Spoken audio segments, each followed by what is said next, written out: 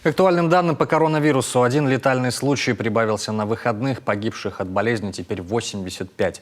За сутки же в Коми лабораторно подтверждено еще 30 случаев заболевания. По данным Роспотребнадзора, 23 пациента излечились, новых жертв нет. Вот как свежие цифры и другие важные новости из жизни региона прокомментировал исполняющий обязанности главы Коми Владимир Уйба.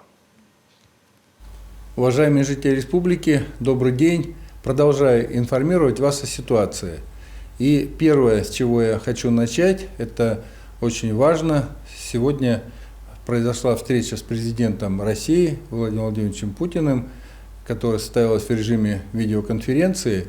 И вот на этой встрече я рассказал главе государства о ситуации в республике, доложил о мерах, принимаемых по борьбе с ковидом, и озвучил текущую социально-экономическую ситуацию. Ну и, конечно же, попросил о помощи в решении самых больных, насущных проблем республики.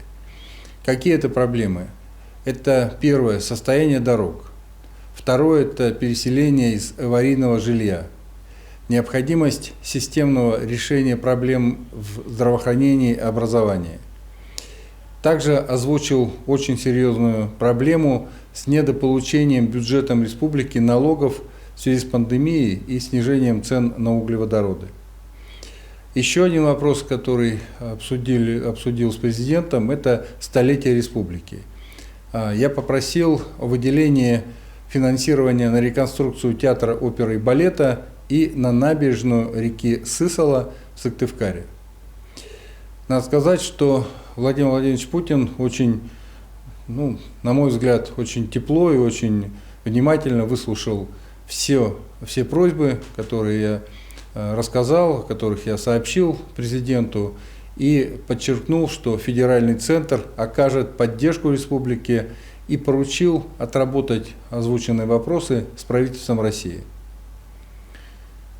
Сегодня еще одно важное мероприятие, тоже судьбоносное такое. Мы подписали документ, программу развития газоснабжения и газификации Республики Коми на 2021-2025 годы. И эта программа реализуется совместно с компанией «Газпром». Я искренне благодарен председателю правления ПАО «Газпром» Алексею Борисовичу Миллеру за партнерский подход к решению этого вопроса. В программу «Газпром» инвестирует рекордную цифру 17,5 миллиарда рублей. Это почти в 2,5 раза больше, чем в предыдущую пятилетку. Газифицированы будут 27 населенных пунктов. В основном это, конечно же, сельские территории.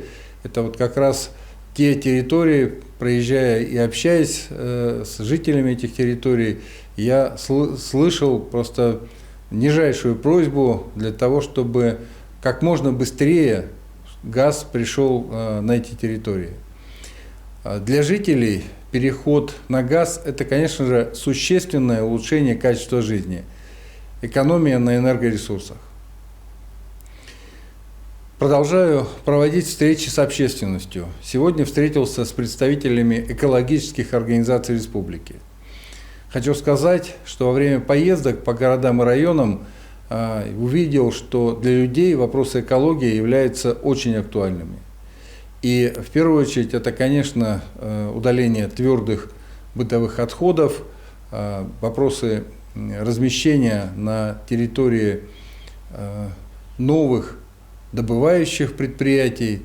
И поскольку на территории республики работают крупные промышленные компании, то, конечно, всегда волнует вопрос, как работа этих компаний скажется на экологии, на уровне загрязнения почвы, рек, лесов.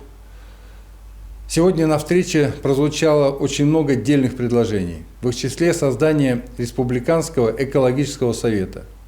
Считаю, что такой координационный орган в нашей республике обязательно должен появиться.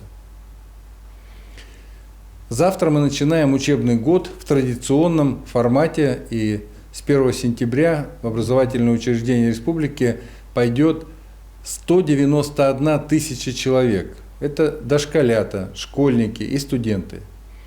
нами приняты дополнительные меры по сокращению возможных рисков заражения коронавирусом. Организовано прохождение утреннего фильтра в школах, в детских садах, в институтах. И всем учащимся обязательно будут измерять температуру. И те дети, у которых будет повышенная температура и признаки ОРВИ, допускаться к занятиям не будут. Но с чем бы я хотел сегодня обратиться именно к вам, родители?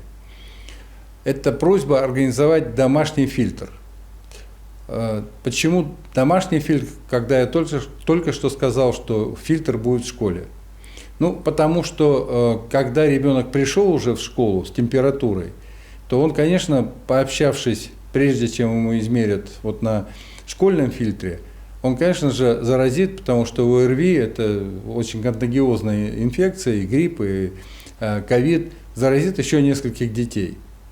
И поэтому, прежде чем отправить ребенка в школу, в детский сад, ну или учебное заведение, обязательно проверьте, измерьте температуру, и если у ребенка температура повысилась, есть кашель, насморк, другие признаки ОРВИ, оставьте его дома. Позвоните в участковую поликлинику и получите консультацию врача. Ну и, конечно же, не забывайте о первичных профилактических мероприятиях дома. Это проветривание, это влажная уборка помещений и частое мытье рук с мылом. Поверьте, это несложные правила позволят не допустить резкого роста заболеваемости, как по коронавирусу, так и по другим сезонным заболеваниям, такие как грипп и ОРВИ. И в завершение несколько слов об эпидемиологии. Сегодня в республике лабораторно подтверждены 6563 случая заболевания коронавирусом, прирост за сутки 30 человек. Под медицинским наблюдением 1373 человека, выздоровели 5575 человек, за сутки сегодня выздоровело 23 человека. Уважаемые жители республики, это все, что я хотел сказать вам сегодня. Будьте здоровы, берегите друг друга. До завтра.